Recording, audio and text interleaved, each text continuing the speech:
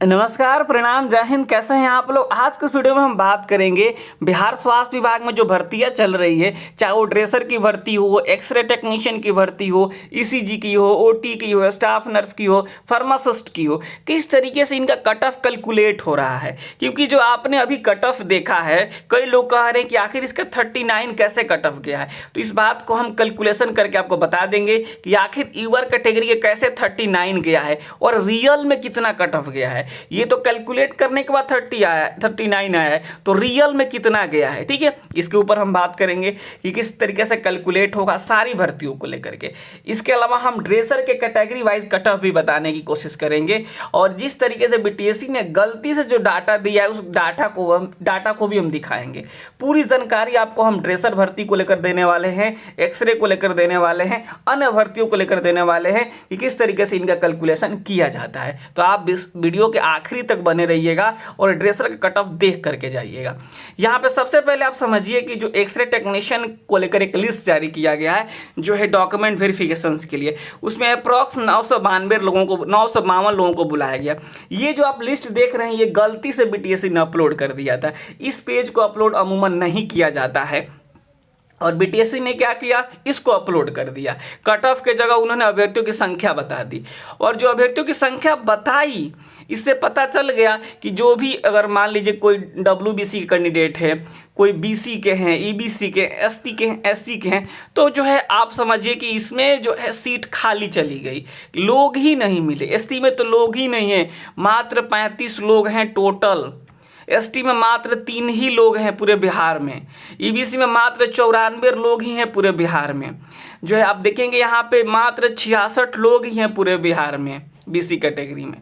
तो इस तरीके से जो है टोटल जो है आपको यहाँ पे 952 लोगों को बुलाया गया है और जो है टोटल सीट कितनी है जी, 1240। तो कई लोग कहने कि अच्छा जी तब तो कट ऑफ नहीं बनना चाहिए था, लेकिन आप देखेंगे ना अन्य कैटेगरी में कट ऑफ नहीं बना है। कट ऑफ केवल बना है ईडब्ल्यूएस और जो है जनरल कैटेगरी के।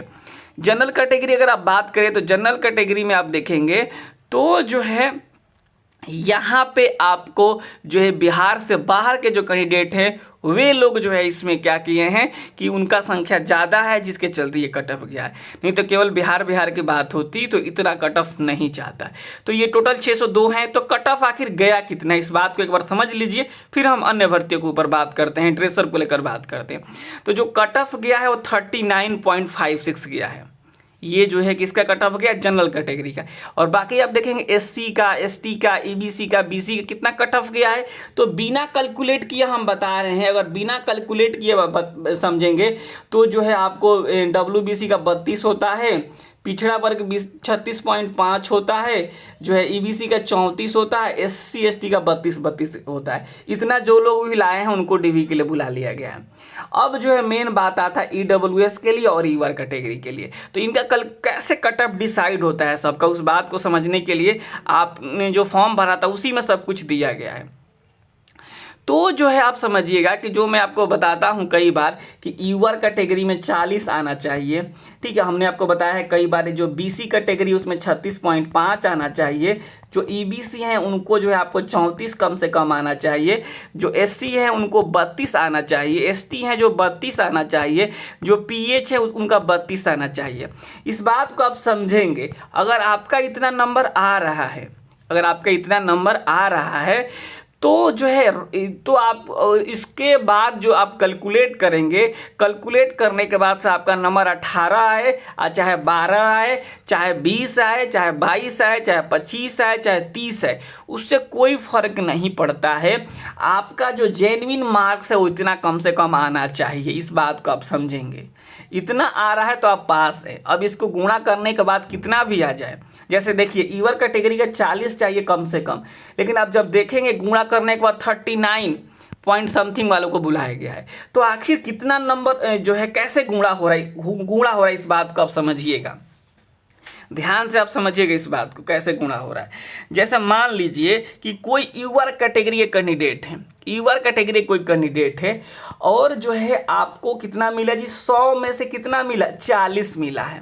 100 में से 40 मिला है, तो आपको क्या किया जाएगा, देखा जाएगा कि जो है अभ्यर्थियों द्वारा लिखित प्रतियोगिता परीक्षा में जो नंबर प्राप्त हुए हैं उनको जो है प्राप्त होने का जो परसेंटेज है, तो 100 का 40 कितना हो गया जी, 40% ही हो गया। 100 का 40 क्या हो गया जी, 40% हो गया। मतलब आपका नंबर कितना आया जी, 40% आया है।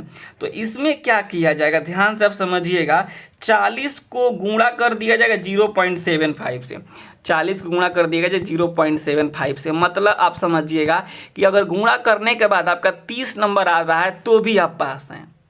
समझ गए आप लोग। वैसे ही जो है अगर मान लीजिए कोई बीसी का है और उसका 36.5 आ रहा है, अब वो कहेगा कि अच्छा जी अब मेरा कितना आना चाहिए गुणा करने के बाद, तो गुणा करने के बाद आपको भी टेंशन नहीं लेना है। अगर आपका 36.5 है और गुणा करने के बाद 0.75 से अगर आपका नंबर 27 समथिंग आ रहा है, 27 पॉइंट जो है आप समझेंगे 3785 आ रहा है, तो भी आप पास हैं। उसी तरीके से अगर हम बात करें ईबीसी के लिए, तो ईबीसी में अगर आपका 34 मार्क से या 0.75 से गुणा करते हैं तो कितना हो जाएगा जी, 34 गुणे अगर 0.75 से करेंगे तो अगर 25.5 आ रहा है तो भी आप पास हैं। मतलब जैसे गुणा होगा आपका कम हो जाएगा तो पासिंग मार्क्स भी कम हो जाएगा। वहीं अगर SC ST की बात करें तो 32 होता है, तो 32 गुणे क्या कर देंगे हम, 0.75 कर देंगे तो 24 नंबर आ रहा है, तो 24 वाले भी पास है। तो इसी तरीके से यहाँ पे गुणा करने के बाद जो कट ऑफ गया है ईवर कैटेगरी का, वो कितना गया है, 39.56 गया है। अगर आप 39.56 को बदलेंगे तो यहाँ पे क्या हो जाएगा, ये 52.75 आ जाएगा, यानी 52.75 इसका कट ऑफ गया है, किसका जी, ईवर कैटेगरी का। 39 को अगर आप बदलेंगे तो उसी तरीके से 37 को बदलेंगे तो ये अप्रॉक्स 50 का हो जाएगा। तो ये जो है कट ऑफ इतना गया हुआ है ईवर कैटेगरी में और EWS में, बाकी तो कोई कट ऑफ नहीं गया है। अब जो है कई लोग कह रहे हैं कि ठीक है ये तो एक्सरे का हो गया, हम समझ भी गए कि कैसे कैलकुलेट हो रहा है और गुणा करने के बाद जो है 32 की ज़रूरत नहीं है, कम से कम गुणा करने से पहले ज़रूरत है। अब जो है ड्रेसर के ऊपर हम बात करते हैं, थोड़ा सा बात करेंगे ड्रेसर को, आप देखेंगे समझेंगे। तो ड्रेसर में अगर आप देखेंगे तो 3326 टोटल क्या था जी, सीट था। और जो है इसमें जो है मात्र जो है 1780 लोगों को बुलाया गया। लेकिन यहाँ पे देखिएगा गलती इस समय नहीं हुआ था, यहाँ पे कैटेगरी वाइज कुछ नहीं दिखा, तो 1780 को बुलाया गया था। तो जो है अब कहना है कि क्या जनरल कैटेगरी में थोड़ा सा भी नंबर बढ़ेगा, देखिए थोड़ा सा कुछ नहीं बढ़ने वाला है। जनरल कैटेगरी में मानिए यहाँ पे 1332 है, 1332 जो है आपको जनरल कैटेगरी का सीट है, इस बात को आप समझिए। 1332 है और तो 1780 में अगर आप 1300 हम 32 माइनस कर देते हैं तो कितना हो जाएगा जी, तो यहाँ पे बताइए आप लोग कमेंट्स करके बताइए कि अगर आप 1780 में से यहाँ पे जो है आपको 1332 माइनस करेंगे तो 10 में से 2 गया 8 हो गया, और यहाँ पे 7 में से 3 गया 4 हो गया, और यहाँ पे जो है 7 में से 3 हो गया 4 हो गया। मतलब मात्र जो है 448, तो सब मिलाकर के 448 आराम से हो जाएंगे, इसमें कोई डाउट्स वाली बात नहीं है। अगर सबकी नौकरी हो जाती है तो भी, तो कोई कट ऑफ इसमें नहीं बनने वाला है। इस बात का आपको मैं अभी बता दे रहा हूँ कि जिसका जितना नंबर आया है, अगर आपका सब डॉक्यूमेंट सही है तो आपकी नौकरी 100% तय है।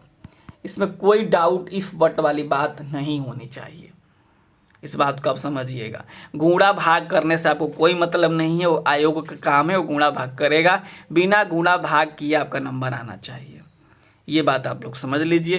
क्योंकि यहाँ पे आप देखेंगे तो जनरल कैटेगरी में ही 332 है, और ड्रेसर का जो अगर हम बात करें ड्रेसर में अदर स्टेट के लिए, देखिए पूरे बिहार में अगर बात करें तो ईमानदारी से सर्वाधिक रिजल्ट हमारे यहाँ से हुआ है।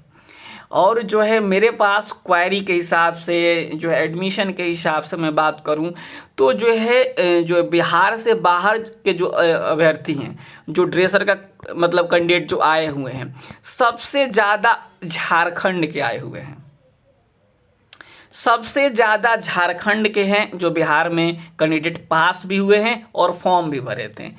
दूसरे नंबर पे आपको उत्तर प्रदेश आएगा, लेकिन बहुत संख्या कम है। और बाकी अगर आप मणिपुर की बात करें, बाकी आप जो है मेघालय की बात करें, तो वे भी छिटपुट हैं जो बिहार के ही अभ्यर्थी हैं, जो बाहर से कोर्स किए हैं, जैसे भी हो। लेकिन आप समझेंगे इस बात को कि सबसे ज़्यादा झारखंड के लोग हैं, और इतना भी नहीं है लोग कि जो है वो आपको कट ऑफ को बढ़ाने वाले हैं। तो इसलिए यूआर कैटेगरी हो, चाहे आप ईडब्ल्यूएस हों, एससी हों, एसटी हों, ईबीसी हों, आप कोई भी कैटेगरी के कैंडिडेट हों, आप बिल्कुल टेंशन फ्री रहिए। आप अपने डॉक्यूमेंट्स के ऊपर ध्यान दीजिए। अब जो स्कूटनी आपको अप्रैल के महीने में दिखेगा, और उसके बाद से जो है आपकी ज्वाइनिंग करा ली जाएगी, और इसमें कोई इफ बट वाली बात नहीं बची है। और आप समझिए कि 3,326 सीट है, और 3,326 सीट में से मात्र 1,780 रिजल्ट्स हुए हैं। इसमें भी अभी कई लोग बाहर होंगे डॉक्यूमेंट्स के आधार पे। तो यहाँ पे सीटें कितनी खाली, इस बात को आप समझिए।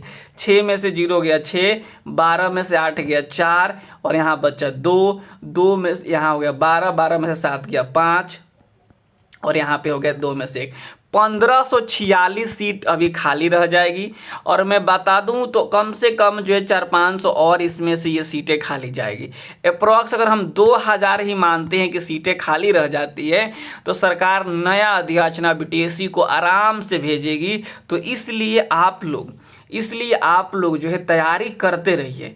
देखिए यहाँ पे आप देखेंगे जो है अप्रैल महीने में यहाँ पे सब कुछ हो जाना है। परिधापक की अगर हम बात करें तो कहीं ना कहीं से आप पढ़िए। कई लोगों को लगता है कि नहीं सर, आप कह रहे हैं कि केवल कह रहे हैं पढ़ाने, मतलब ना होता है कोर्स के लिए आप बोल रहे हैं, ऐसी कोई बात नहीं है। आप हमारे यहाँ से नहीं पढ़ना चाहते हैं, कोई बात नहीं। आप ना, आपको जहाँ से भी अच्छा लगता है, लेकिन आप पढ़िए, क्योंकि भर्ती तो आनी ही आनी है, इसमें कोई डाउट्स वाली बात नहीं है।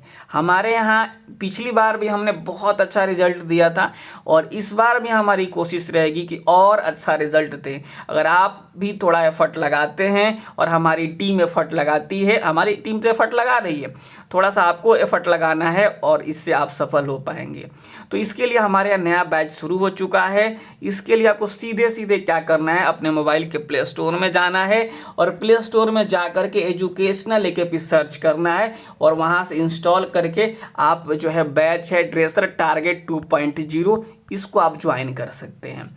और नहीं तो आप कॉल या व्हाट्सएप पे मैसेज कर सकते हैं 72,899,59,436 पे, जहाँ पे आपको कंप्लीट तैयारी की कंप्लीट गारंटी, इस बात की गारंटी है। और आपको टॉपिक वाइज आपको टेस्ट जो है आपको मिल जाएंगे, जो फ्री में होगा, कोई उसके लिए चार्ज नहीं देना होगा।